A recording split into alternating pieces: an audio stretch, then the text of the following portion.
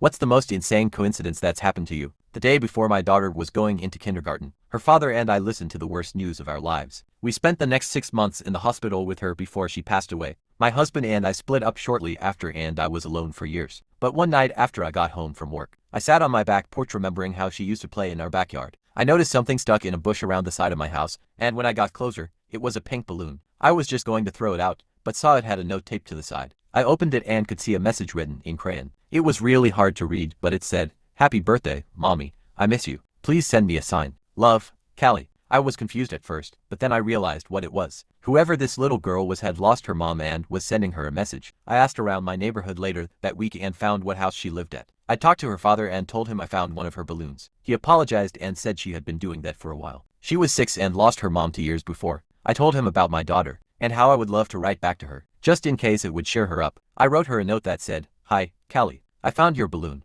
I miss you and I'm watching over you every day. Love, Mommy." The next night, he called me and told me she was so excited. She sent another balloon up and he asked if I could do it again. After a week, he asked me to meet her and she was the sweetest girl I've ever met. 5 years later, she's now my stepdaughter. But this morning, she said something I'll never forget. She told me she thinks she has two mommies.